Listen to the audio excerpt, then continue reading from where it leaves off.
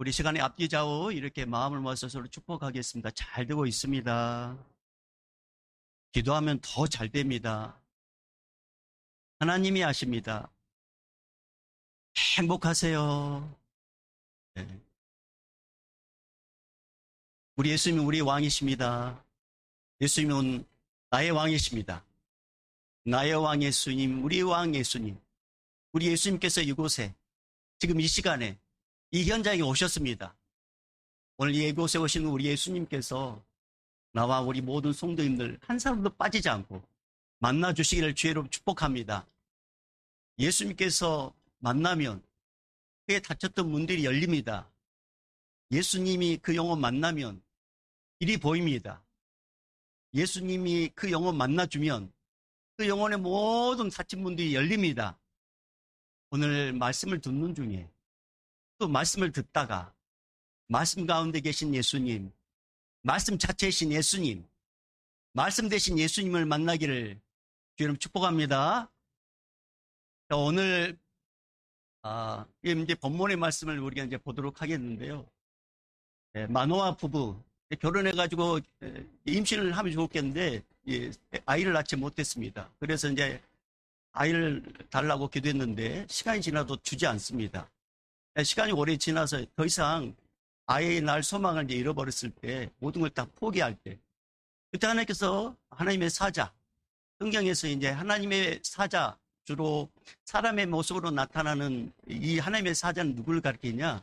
이 땅에 육신의 모습으로 오신 예수님, 제2위라고 하죠. 1위, 위위. 자, 성부, 성자, 성령 하나님이신데 제2위인 예수님이 아직 이 땅에 오시기 전에 이제 사람의 모습으로 나타나서 사람을 만나주는 그 일을 하게 됩니다. 그러니까 하나님의 사자가 이 마노아 아내에게 먼저 나타나가지고 대뜸 하는 말이 너에게 아들을 줄 것이라고. 그러면서 이 아들을 시인인데 잘 양육하라고 그렇게 말을 합니다. 그러니까 이 마노아 아내는 자기 남편에게 내가 오늘 하나님의 사람을 만났는데 자기의 아들 주겠다고 이야기합니다. 그러니까 마노아는 얼마나 기분이 좋았겠어요. 근데 한 가지 의심이 들었습니다. 근데 그 사람 이름이 뭐야? 그 사람 어디서 왔어? 그러니까 마노아의 아내 입장에서는 그걸 깜빡 잊어먹은 거죠. 너무 기뻐가지고 그걸 못 물어본 거예요. 그러니까 이 마노아 입장에서는 아무리 그렇게 축복된 말을 해도 그 말이 출처가 어딘지 그분이 어떤 분인지 모르면은 그 말에 무슨 효과가 있고 그 말이 어떤 능력이 있겠습니까? 그러니까 이제 마노아가 하나님께 기도합니다. 하나님 내 아내에게 말씀해 줬던 그 사람을 좀 저에게 보내주십시오 라고 기도했을 때 드디어 하나님께서 이 마노아와 그 아내의 기도를 들어주십니다. 그리고 이제 하나님의 사자를 만납니다. 흥분한 마노아는 여호와의 사자에게 질문합니다. 아이를 준다고 했는데 그럼 이 아이를 어떻게 기르고 우리가 어떻게 행해야 합니까? 이 아이를 잘 양육하고 싶다고 마노아 그 아내는 그 하나님의 사자에게 이야기합니다. 그럴 때 여호와의 사자는 구체적으로 아주 구체적으로 양육의 방법을 밝혀줍니다. 이게 오늘 본문의 14절 말씀입니다. 자, 우리 14절 다시 한번 읽어보겠습니다. 시작. 포도나무의 소산을 먹지 말며 포도주와 독주를 마시지 말며 어떤 부정한 것도 먹지 말고 내가 그에게 명령한 것은 다 지킬 것이니라 하니라. 이렇게 상세하게 가르쳐줍니다. 여러분 아직 아이의 양육에 대해서 여호와의 사자가 개입을 하여 어떻게 양육을 잘해야 되는지 이렇게 가르쳐 준다는 것은 엄청난 축복입니다. 근데 여러분 반드시 이렇게 양육해야 한다고 인간의 방법이 아닌 하나님의 방법으로 반드시 양육을 해야 한다고 이렇게 상세하게 가르쳐 주는 것뿐만 아니라 확고하게 명령을 합니다. 오늘 이게 이제 오늘 본문의 말씀입니다. 오늘 이 본문을 통해서 여러분과 내가 함께 여호와의 사자를 만나는 축복의 시간 되기를 바랍니다. 이 본문을 통해서 오늘 또 살아계신 주님께서 우리에게 하고 싶은 그 말씀을 깨닫고 듣고 은혜 받는 시간 되기를 바랍니다. 여러분 우리 힘의 근원은 바로 성경 말씀입니다. 우리의 생명의 근원은 영원하신 하나님의 말씀입니다. 이 말씀의 은혜를 받은 자는 이 세상을 담대하게 살아가는 자가 되고 이 말씀의 은혜를 놓친 자는 마다 쫓기는 인생을 살게 됩니다. 오늘도 주님의 말씀을 통해서 새 힘을 얻고 새 능력을 얻고 새 기쁨이 충만한 우리 모두가 되기를 주의 이름으로 축복합니다. 주님의 말씀은 강력한 힘과 능력의 원천입니다. 여러분, 사람은 어린아이로 이렇게 시작해가지고 성장을 하게 됩니다. 그리고 언젠가 어른이 되고 이제 결혼하면 자식을 낳게 되죠. 이게 이제 인생의 흐름입니다. 그 낳은 자식을 누구나 잘 키워서 정말로 좋은 사람, 훌륭한 사람이 되기를 부모들은 바람이고 소망입니다. 여러분, 부모님의 심정은 자기 자식이 부모의 현재 모습보다 앞으로 더 잘 되고 더 크고 더 훌륭하게 자라나기를 바라는 게 부모의 마음입니다. 그래서 부모들은 그런 마음으로 자녀를 양육합니다. 그러나 이 부모 마음대로 자식이 양육되지 않는다는 게 참 이게 세상 이치고 또 현상입니다. 그래서 부모는 자녀를 잘 양육하기 위해서 야단치고 꾸짖고 때로는 매를 대기도 합니다. 그러나 이제 물론 매가 나쁘다는 건 아니지만 일부 잘못된 부모들은 자녀가 자신의 훈육에 조금이라도 거슬리고 잘못하면 심하게 매를 들어 사정없이 때립니다. 그러다 보니까 오히려 자녀들이 잘못되고 탈선하는 경우가 있습니다. 가정에서 교육의 도를 뛰어넘는 심한 이 매의 폭력과 언어 폭력으로 인하여 견디지 못하고 탈선하고 가정을 떠나는 자녀들이 심심치 않게 많습니다. 처음에는 자녀를 올바로 기르기 위해서 매를 한두 번 사용하다가 결국 그 매는 자기의 감정을 못 이겨가지고 자녀를 그냥 사정없이 때리는 그 매가 되어서 결국 상처를 주는 그런 매로 바뀌게 됩니다. 어느 순간 부모의 감정을 조절하지 못하고 그렇게 뭔가 교정하려고 매를 들은 것 뿐이었는데 그게 이제 폭력으로 간 거예요. 교정의 시작은 좋았지만 나중에 도가 넘어서 가정의 식구들끼리 서로 사랑하고 서로 신뢰하는 가정 식구들이 깨지고 아픔을 겪는 그런 일들이 병마다 있습니다. 자녀를 교육할 때 부모가 필요 이상으로 자녀의 모든 말과 행동에 집착과 간섭을 하면 자녀의 독립적인 인격성은 오히려 발전하지 못하고 삐뚤어집니다. 여러분, 한국 사회에서 가장 심각한 3대 폭력이 있는데 그 3대 폭력이 뭔지 아세요? 가정폭력, 학교폭력, 군대폭력입니다. 가정에서 맞고 자란 아이는 학교에서 남을 때리며 성장하고 군대에서 각종 폭력과 고문을 당한 사람은 인간 취급을 받지 못하고 진심 취급을 받게 됩니다. 또한 가정에서 맞고 자란 아이는 학교에서도 누군가에게 맞고 다니고 군대에 가서도 폭력과 고문을 계속 받습니다. 그러니까 인간이 아니라 짐승처럼 대우받으면서 비참한 삶을 삽니다. 가정폭력의 예로서요. 여러분, 아내를 상습적으로 때리는 남편들은 대부분의 그들의 삶을 추적해보면 어릴 때 많이 맞은 사람입니다. 나는 그런 게 아니에요. 맞아본 사람이 때리고 사랑을 받아본 사람이 사랑합니다. 여러분, 이 세상의 모든 남편들이 심한 스트레스를 받고 사업이 안 되고 신경이 날카롭다고 할지라도 내게 폭력을 휘두르는 사람은 몇 사람이에요. 다 그렇지 않아요. 그러나 현재 한국 사회 전반에 이 독처럼 퍼져 있는 폭력을 막으려면 먼저 부모부터 먼저 자녀 교육에서 가정폭력을 없애야 합니다. 가장 손쉬운 교육 방법이 바로 지나친 이 매로부터 시작합니다. 이 매만 들면 말 잘 들으니까. 매를 들면 깜짝깜짝도 하지 못하니까. 이 매, 그래서 이 유혹으로부터 어려운 이 부모와 교사는 한국 사회에 드뭅니다. 왜냐하면 매를 들면 말 잘 들으니까.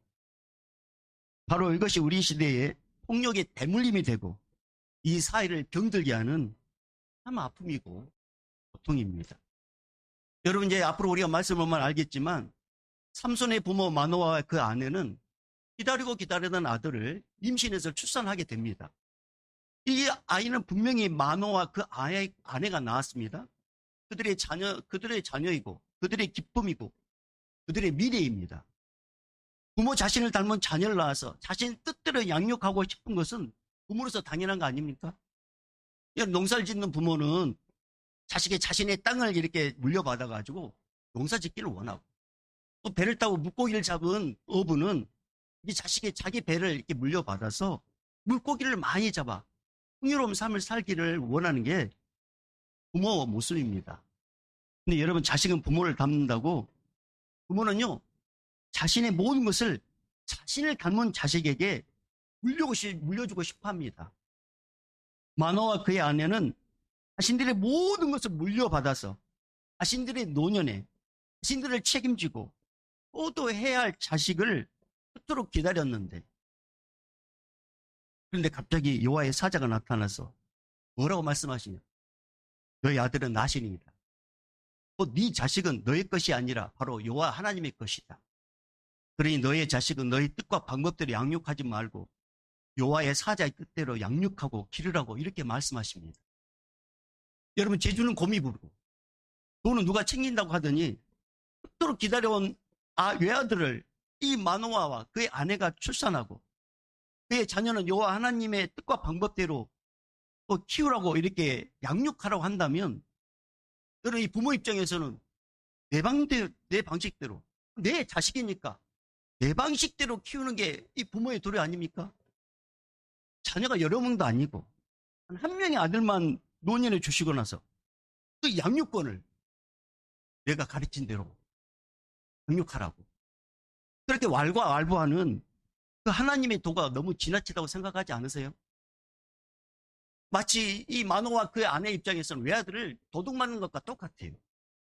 내 자식을 내 마음대로 양육하고 내 마음대로 키워야지, 그게 부모지. 하나님의 양육의 방법까지 함부로 언급하고 명령까지 하는지 참 이해가 되지 않습니다. 자녀는 부모가 양육권을 가지고 행사할 수 있어야 진짜 부모 아닙니까?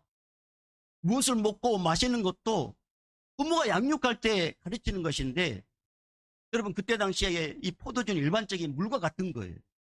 근데 포도주를 먹지 말라고 주님이 명령하는 것은 아내의 양육권에 대해서 지나친 간섭입니다. 여러분, 마치 우리가 이런 상황이라면 여러분이 쉽게 그 상황을 받아들일 수 있겠습니까? 여러분, 대체 하나님께서 인간을 부족함 없도록 창조하시고 그를 위해서 아주 좋은 에덴 동산을 만드셨습니다. 그 아름다운 에덴 동산에서 완벽하게 창조받은 아담은 모든 것이 생소하고 모든 것이 처음이었습니다. 그러나 인간의 창조주 하나님께서 모든 것을 가르쳐 주었고 모든 것을 깨닫도록 엄청난 지혜를 그의 마음에 부어주셨어요. 하나님께서 인간을 창조하고 가만히 놔둔 것이 아니라 하나님이 만든 이 세상을 다스릴 수 있도록 체계적이고 완벽한 교육으로 우리 하나님께서 아담을 날마다 양육해 주셨습니다.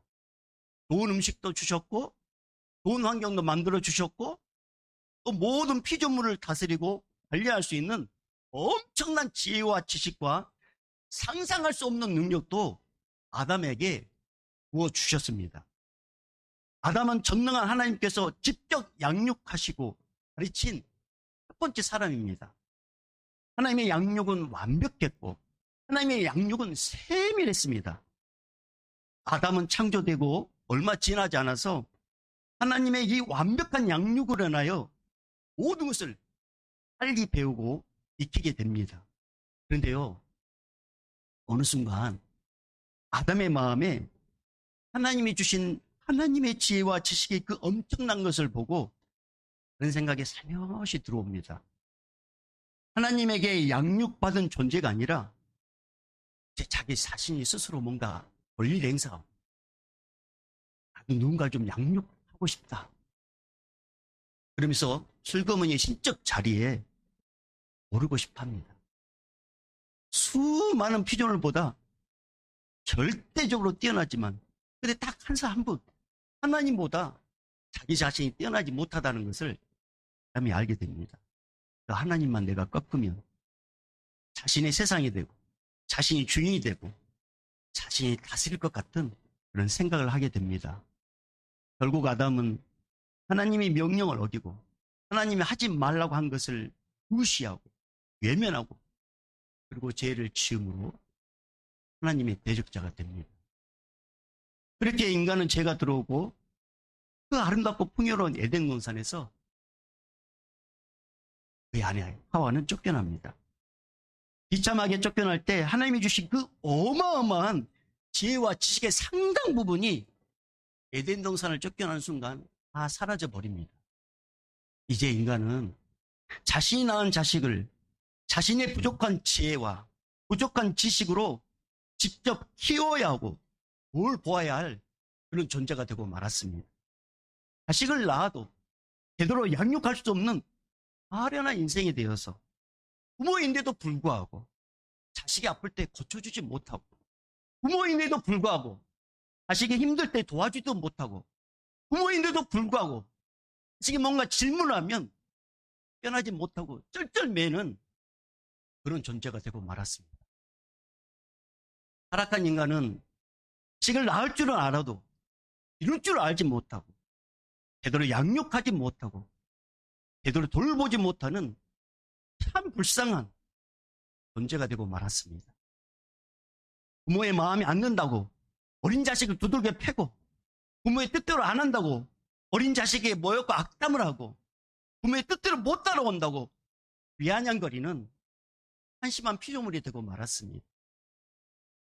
사람이 하나님을 대적해서 타락한 후에 사람은 피조물 중에 비교할 수 없는 가장 뛰어난 위치에서 순간순간마다 피해로 가득 찬 참 비참한 존재로 떨어지고 맙니다. 여러분, 삼손의 부모 마노아와 그 아내에게 여호와의 사자가 나타나서 삼손을 어떻게 양육해야 하는지 일일이 알려주신 것은 실제로 마노아가요 하나님께 그렇게 기도해서 그런 거예요. 사람의 노력이 아니라 주님의 뜻에 의해서 이 아들이 태어났다면 분명 훌륭한 사람이 될 것 같은데 자기는 시골 농부잖아요. 자기는 시골 농부이기 때문에 잘 키울 능력이 없어요. 그래서 하나님이 사람에게 물어보잖아요. 어떻게 키워야 됩니까? 그래서 여호와의 사자는 정확하고 분명하게 밝혀줍니다. 여호와 앞에 선택받고 헌신한 나시린으로서 술과 독주를 멀리하고 부정하다고 지정된 것은 멀리하며 주님의 모든 계명을 지키고 주님을 찾고 구하는 자로 살라고 셈에게 가르쳐줍니다.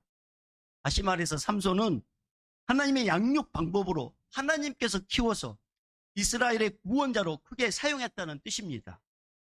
하나님께서 에덴 동산의 아담처럼 그렇게 직접 지혜와 지식을 주고 능력을 주어서 위대한 자가 되도록 역사해 주겠다는 은혜로운 말씀입니다. 여러분, 시장의 길거리와 깊은 시골 총구석에서 나라와 민족을 건지려면 누가 양육하면 좋겠습니까? 시장 길거리와 깊은 시골 총국에서 나라와 민족을 건지려면 하나님께서 그 영혼을 직접 양육해 주신다면 그 영혼을 쓰임받을 수 있습니다.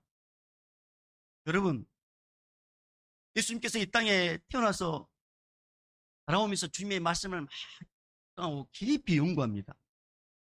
비록 애굽 땅, 즉 이집트 땅에서 유년 시절을 보내고 갈릴리 나사렛 총구석에서 자라나지만 예수님은 하나님의 말씀을 사모하고 그 말씀을 가까이하여 그 말씀을 통해서 하나님을 깊이 경외하게 됩니다. 그러면서 12세 때 예루살렘에 올라가 가지고요, 바리새인과 대제사장과 율법사들과 함께 하나님의 말씀을 가지고 이야기하고 토론하고 그들이 어려운 질문을 했을 때 답을 내줄 정도로 예수님이 12세 때 그런 말씀을 전하는 자가 됩니다. 누가복음 2장 46절 47절 말씀 보면 이렇게 기록되어 있어요. 사흘 후에 성전에서 만난즉 그가 선생들 중에 앉으사 그들에게 듣기도 하며 묻기도 하니 듣는 자가 다 그 지혜와 대답을 놀랍게 여기더라. 여러분, 사람은 1년에 한 번 정도 6월절 되면 예루살렘 성에 가서 하나님을 예배해야 됩니다. 예수님이 12세 때 그의 부모와 그의 친척들과 함께 예루살렘 성에 가서 예배 드리고 이제 6월절 끝나고 집으로 돌아가는 가운데 요셉과 마리아는 우리의 예수 우리들과 함께 오겠지 라고 이렇게 하룻길을 갔단 말이에요. 근데 뒤를 돌아보니까 예수가 없어요. 우리 예수 어딨냐고. 예수 어딨냐고. 그러면서 계속 이제 역으로 하룻길을 가서 다시 이제 예루살렘 성에 들어가는데, 예루살렘 성에 들어가 봤더니 이렇게 하는 거예요. 대제사장들, 바리새인들, 율법사들과 함께 예수님이 12살 먹은 애가 하나님의 말씀을 전하고 하나님의 말씀을 풀어주고 그런 놀라운 일을 목격을 하게 됩니다. 예수님의 부모였던 요셉과 마리아는 율법을 깊이 아는 자가 아닙니다. 예수님을 율법으로 가르칠 만한 능력도 지식도 없었습니다. 그러나 하나님의 영이 예수님을 직접 양육했기 때문에 예수님이 이미 12세 때 말씀으로 충만했습니다. 삼손처럼 예수님처럼 하나님께서 특별히 양육하는 자는 부모와 주변 환경에 상관없이 하나님의 영에 의해 잘 양육을 받아 민족을 구원할 수 있는 뛰어난 존재가 됩니다.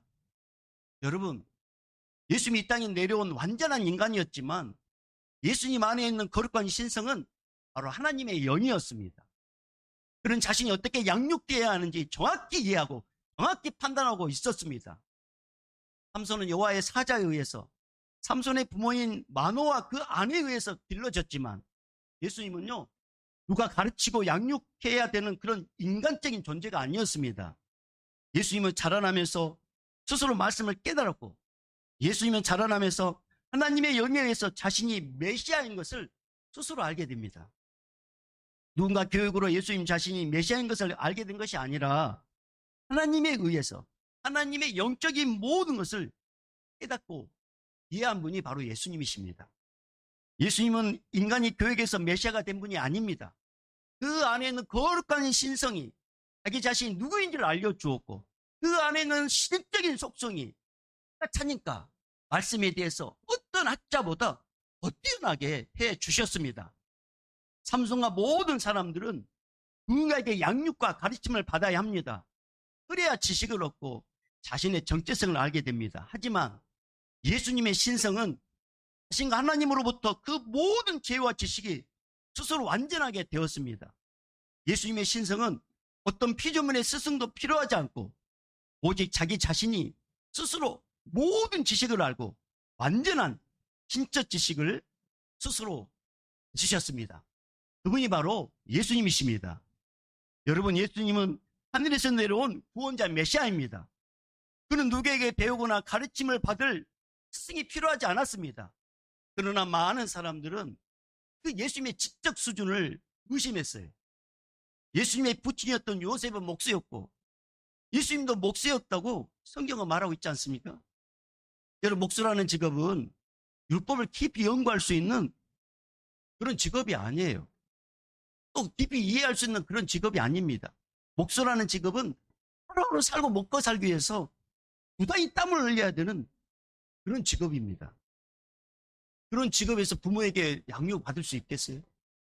여러분, 납비들은 출생할 때부터 머리가 띄언 자들이었고 하루에 서너 시간 잠을 자고 그리고 남은 시간은 율법을 깊이 연구하는 그런 자들이었습니다. 예수님이 율법을 아는 것처럼 행동하고 말을 할 때 이 종교 지도자들은요, 선무당이 사람 잡는다고 말하면서 율법을 조금밖에 모르는 자가 부풀려서 말하고 다닌다고 막 욕을 했습니다. 예수님을 향하여. 예수님의 말을 신뢰하지 않았고 예수님의 성경 해석을 무시했고 갈릴리 촌동네에 이 무식한 젊은 목수가 배우지도 못하고 좋은 학벌도 없고 스승도 없는 자가 말을 떠벌려 다닌다고 비아냥거렸던 사람들이 종교 지도자였습니다.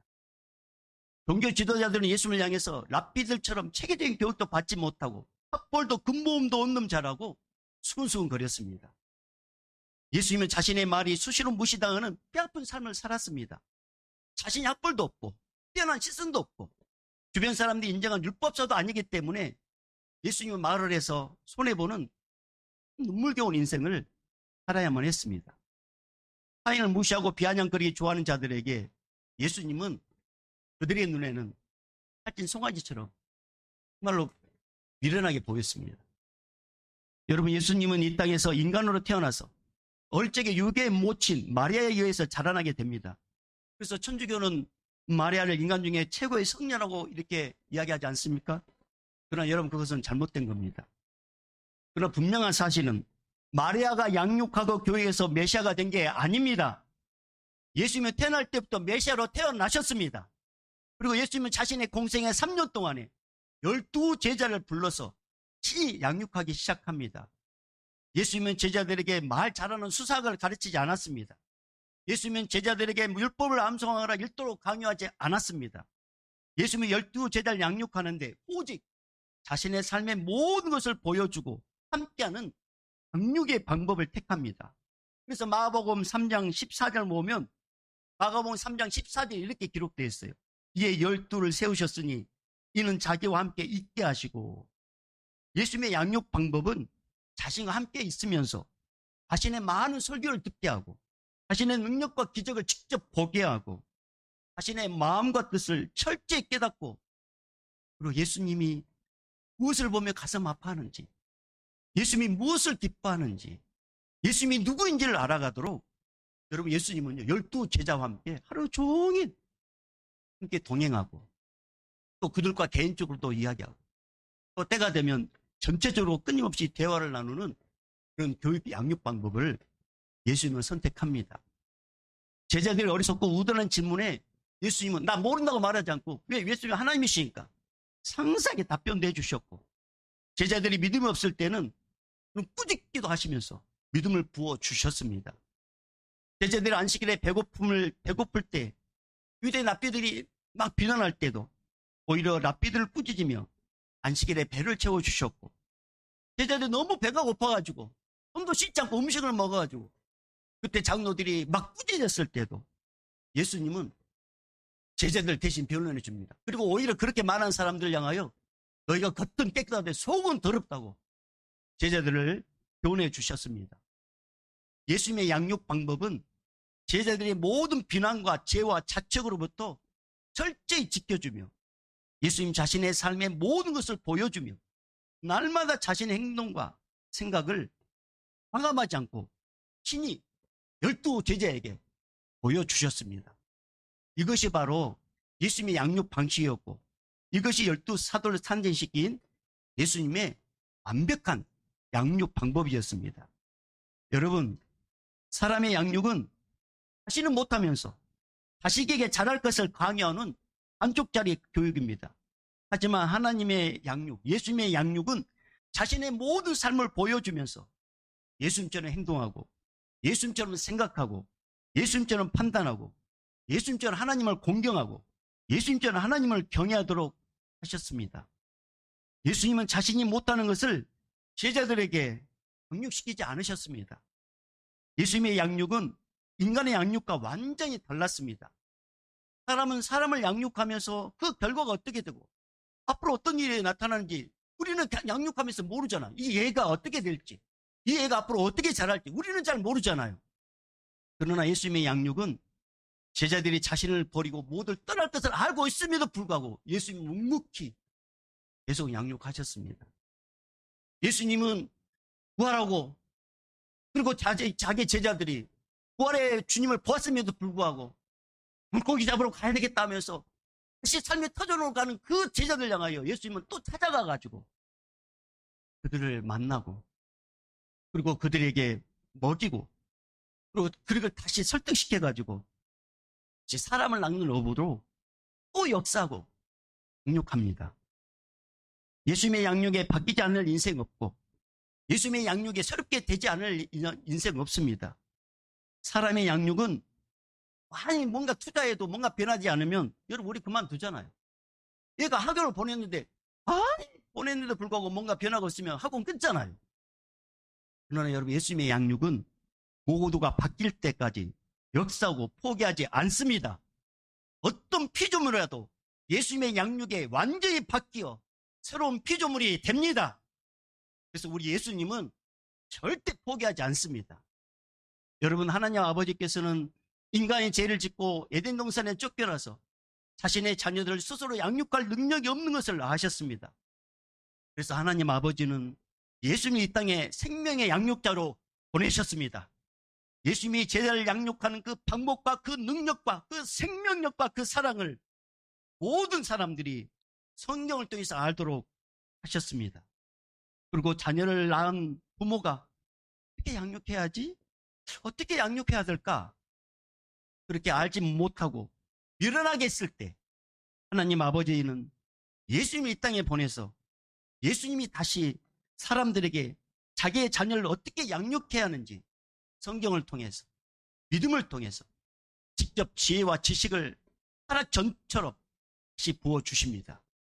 하나님 아버지는 아담을 양육하던 그 능력과 지혜를 예수님에게 부어주셔서 예수님으로 하여금 다시 인간들에게 하늘의 지혜와 능력으로 자신들의 자녀를 양육하도록 해주셨습니다. 하나님 아버지가 예수님을 양육자로 이 땅에 다시 보내지 않았다면 사람은 어떻게 자식을 양육해야 하는지 전혀 알지 못해요. 자신의 자녀를 잘되게 하는 것이 오히려 부모의 입장에서 뇌를 들고 걱정되고 이 입장에서 양육한다는 그 명목으로 오히려 부모와 자식 간의 관계는 깨지고 불화의 시발점이 됩니다. 그러나 하나님 아버지께서는 우리를 너무 사랑하셔서 예수님을 양육자로 보내주셔가지고 예수를 믿고 예수님이 주신 지혜로 자녀를 양육하도록 해주셨습니다. 그 은혜를 주신 예수님을 우리는 찬양하지 않을 수 없습니다. 시골 종구석의 마노아와 그의 아내는 이스라엘 구원자가 될 삼손을 출산한 것은 고사하고 출산 후에 어떻게 양육해야 하는지 전혀 알지 못하고 있었습니다. 그래서 마노아는 질문하지 않습니까? 이 아이를 어떻게 기르며 어떻게 행해야 됩니까? 그럴 때 여호와의 사자 곧 그에게 나타난 예수님께서 마노아에게 양육의 방법을 직접 명령하여 주십니다. 마노아에게 명령할 때는 마노아에게 책임만 주는 것이 아니라 마노아와 그 아내에게 양육의 능력과 지혜도 주십니다. 그래서 충분히 삼손을 위기에 빠진 민족을 구할 수 있는 자로 양육하도록 놀라운 모든 것을 그 부모인 마노아와 그 아내에게 주셨습니다. 그래서 삼손은 민족을 구원할 자로 20대에 사사로 쓰임을 받게 됩니다. 여러분 보통 사사들은 40대 전후로 쓰임받게 되는데 근데 삼손은 그들보다 무려 20년이나 빠르게 사사가 되어서 나라와 민족을 구하게 됩니다. 이게 바로 하나님이 마노아와 그 아내에게 양육의 방법과 능력을 부어주셨기 때문입니다. 아무리 시골 촌에서 무식한 부모 밑에서 태어난다 할지라도 예수님께서 양육의 방법과 능력을 주시면 예수님께서 그 방법과 양육의 방법과 능력을 부어주신다면 마노아처럼 여러분의 자녀는 훌륭하게 쓰임받을 수 있습니다. 마노아는 알았어요. 주님이 원하는 양육이란 무엇인지 정확히 알았고 정확히 양육해서 얼출한 사사로서 20년 동안 이스라엘의 민족을 위해 쓰임받는 자로 자기 아들을 양육합니다. 이 복을 받게 됩니다. 시골 촌사람 마노아의 이 양육 방법은 주변의 사람들이 모방하고 따라할 정도로 그렇게 급속하게 퍼지게 됩니다. 여러분 현대인들은 양육을 잘하려고 하면 그들과 늘 싸우게 됩니다. 부모 입장에서는 양육 잘하려고 하는데 근데 자식들은 말을 듣지 않아요. 자식들은 그냥 전쟁 포로에 끌려가는 이 포로처럼 더 악질처럼 이렇게 행동하고 좋은 의미에서 양육하려고 하는데 그 부모의 마음도 몰라주고 그래서 그냥 마음이 막 아플 때가 있습니다. 근데 우리도 이렇게 때로는 이런 생각하지 않습니까? 만약에 내가 어릴 적에 제대로 내가 양육을 받았다면 특별한 교육을 받았다면 내가 훌륭한 사람이 되었을 것인데 라는 그런 생각. 여러분 과연 사람의 양육을 받았으면 그렇게 훌륭한 사람이 됐을까요? 여러분 우리는 오늘 알았습니다. 우리의 양육자는 육신의 부모만 있는 게 아니라 또 다른 한 분이 있다는 사실을 알았습니다. 모든 사람들이 양육자는 부모보다 더 중요한 한 분이 계시는데 그분이 누구냐? 바로 예수님이십니다. 예수님께서 날마다 모든 사람들에게 나타납니다. 어린이든지 어른이든지 상관없이 죽을 때까지 모든 사람들을 양육해 주시는 분은 바로 예수 그리스도십니다. 생명의 인도자시고 생명의 양육자신 예수님이 우리 삶 가운데서 우리를 양육하기를 원하십니다. 예수님은 오늘 또 수많은 영혼들을 양육해서 하늘에서 주신 한 번밖에 없는 인생을 멋지고 아름답게 살도록 해주고 싶어 합니다. 그러나 오늘날 수많은 영혼들은 예수님의 양육을 입힌 게 저 핑계 대면서 철저히 거부합니다. 여러분, 설교 시간은 예수님의 양육을 받는 시간입니다. 설교 시간은 예수님의 양육을 받는 시간입니다. 근데 우리는 이미 거부해요.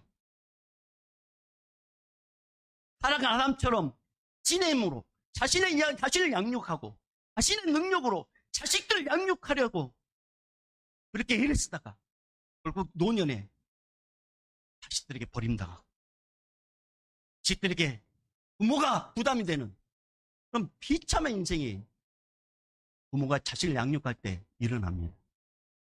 이제라도 예수님이 자신과 자식들을 양육할 수 있도록, 이제라도 예수님께서 여러분의 자녀와 여러분을 양육할 수 있도록 두 팔을 벌리고 예수님 품으로 달려가기를 바랍니다. 예수님의 모든 명령을 준행하며 예수님의 양육을 받아야 우리가 살 수 있습니다.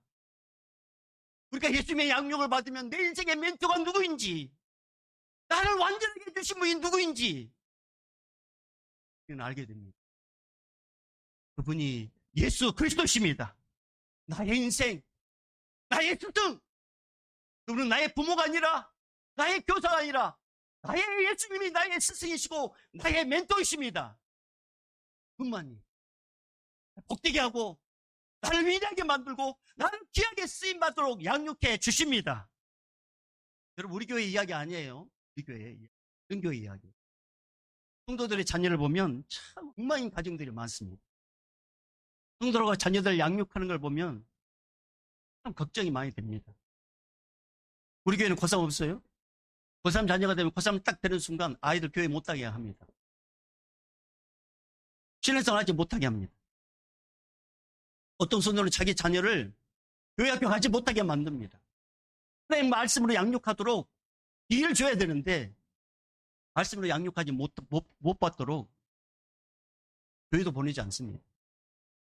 어떤 성도는 자신의 자녀를 예수님의 말씀과 예수님의 응령과 예수님의 방법으로 응육을 해야 함에도 불구하고 자식을 자신의 대리만족으로, 내가 꿈을 이루지 못했으니 너는 이 꿈을 왜 이루라고, 그러면서 자신의 방법으로, 다시 말해서 예수님과 전혀 상관없는 방법으로 응육하는 우리 부모들이 있습니다.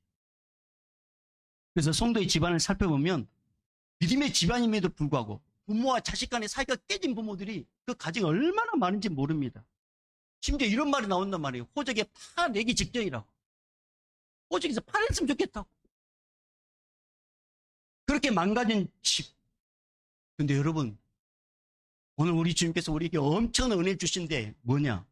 그렇게 망가진 집이라도 예수님을 양육자로 받아들이면, 예수님을 양육자로 인정하면 예수님께서 오늘부터 여러분 집에 임재하시고 오늘부터 여러분 상황 가운데 임재하셔서 여러분을 양육하십니다. 여러분을 도와주십니다. 오늘부터 지혜와 능력으로 부모를 양육하고 자식을 양육해서 지금 모든 것을 회복시켜 주십니다.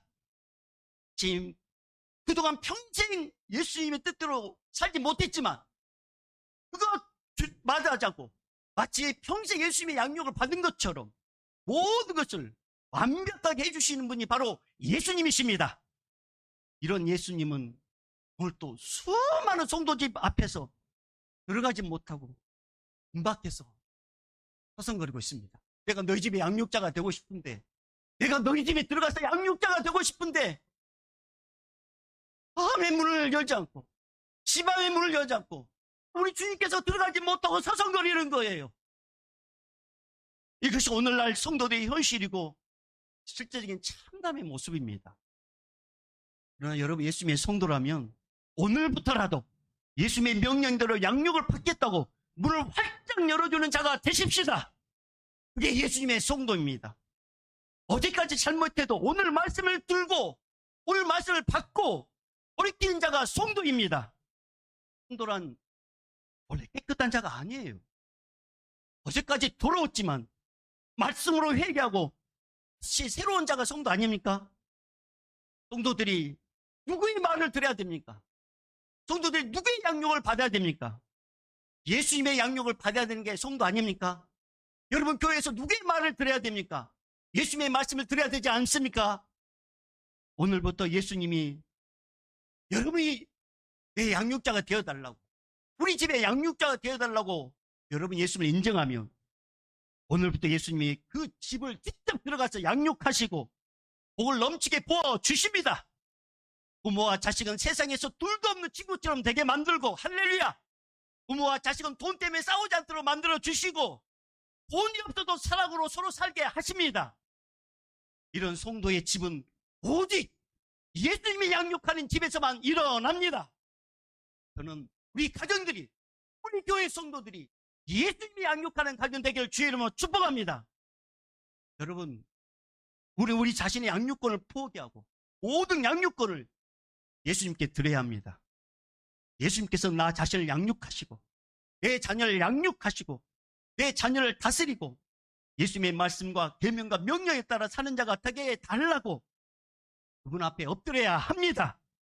그분 앞에 머리 숙여야 합니다.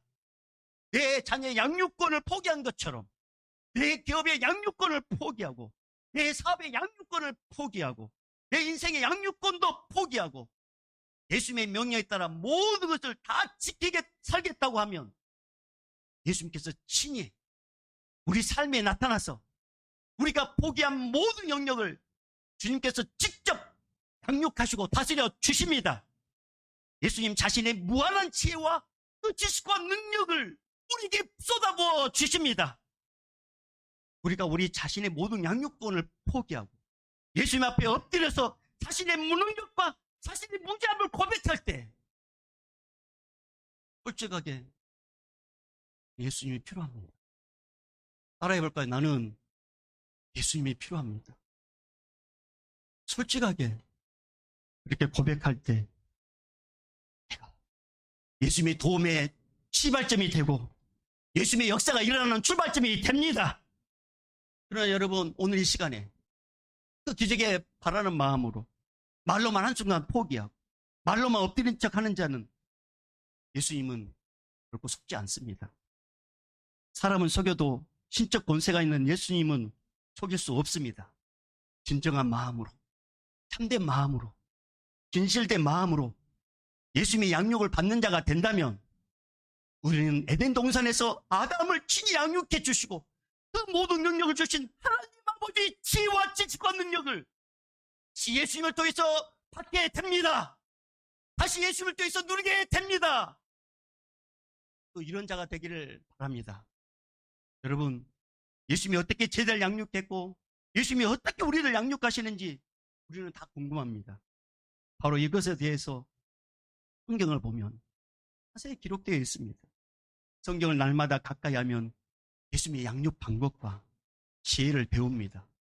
성경을 날마다 읽게 되면 예수님의 명령은 우리 안에 항상 머물게 되고 예수님이 직접 양육해 주심으로 어떤 재난도 피하게 되고 또한 피하지 못한 재난은 오히려 복이 되도록 바꿔주십니다. 재난을 무서워한 자가 아니라 예수님의 양육을 받으면 이 재난을 뛰어넘는 응복자가 되도록 만들어 주십니다. 성경을 멀리하고 성경을 읽지 않으면 구원파, 신천지, 여호와의 증인, 홍열교가 와가지고 성경 몇 구절 딱 물어보면 아무 말도 대답하지 못하고 마치 힘없는 이등병이 고참에 끌려가가지고 월차를 받고 고문당하듯이 질질 끌려가가지고 사탄에 끌려가고 진리를 떠나서 참 인생을 살다가 지옥불에 떨어집니다. 여러분, 성경을 가까이 하는 것이 예수님의 양육을 받는 길이고 성경을 가깝게 하는 것이 자식을 가장 잘 양육하는 비결입니다. 만약 계속해서 성경을 멀리하면 자식을 명문대에 보내봤자 말년에는 그 자식의 집에도 가지 못하고 전화도 못하는 비참한 인생이 됩니다. 여러분, 오늘부터 예수님의 양육의 비결인 성경 말씀을 읽으십시다. 한 번밖에 없는 인생, 가장 복되고 가장 신나고 가장 즐거운 인생이 되기를 우리 예수님께서 양육자가 되어서 주고 싶어 하십니다. 또한 자식들은 우리 부모님을 가장 존경한다. 이렇게 고백하는 자녀가 되게 될 것이고 부모들은 우리 자녀를 가장 신뢰한다고 자녀를 믿는 그런 부모로 하나님께서 만들어 주십니다. 여러분 아주 중요한 말, 포인트 따라해볼까? 행복한 가정은 돈 뭉치에 의해서 피어난 것이 아니라 행복한 가정은 예수님의 말씀 위에서 피어난다.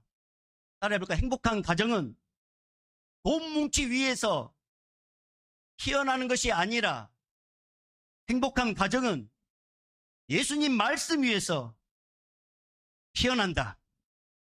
다른 여러분, 우리 교회 성도님들은 이 세상에서 가장 복된 성이고 가장 복된 성도들입니다. 왜냐하면 오늘부터 모두가 예수님의 양육을 받기로 고백했죠. 예수님이 안 속으시는데 식으로 옵니다. 오늘부터 예수님의 양육을 받기로 고백했죠. 네, 그렇습니다. 오늘부터 우리 모두 예수님의 양육을 받는다는 그 표정으로 하루에 3장씩 성경 말씀을 읽으면 그 말씀이 하나님이시고 예수님이시니까 그 말씀이 나를 양육하고 우리 가정을 양육하고 우리 집안을 양육하고 우리 사업을 양육하고 우리 교회를 양육합니다. 이 복을 받는 우리 모두가 되기를 여러분 축복합니다. 이제는 우리 주 예수 그리스도의 은혜와 하나님 아버지의 무한하신 사랑하심과 성령님의 감화 감동 교통 충만하심이 이 인생의 양육자가 지금까지 누구였니? 너였니? 사람이었니? 이다. 예수가 양육자가 되어야 된다. 예수가 양육자다. 이렇게 말씀하시고 오늘 이 시간 예수님을 내 인생의 사업장의 가정의 자녀의 양육자로 인정한 자들마다 그들에게 놀라운 은혜를 부어주실 그 놀라운 성령님의 능력이 오늘 또 땅까지 복음을 증거하는 우리 선교사님들과 이 예배 현장의 우리 다음 세대들 우리 모든 믿음의 권속들 머리 위에 이제부터 영원히 있을지어다. 아멘.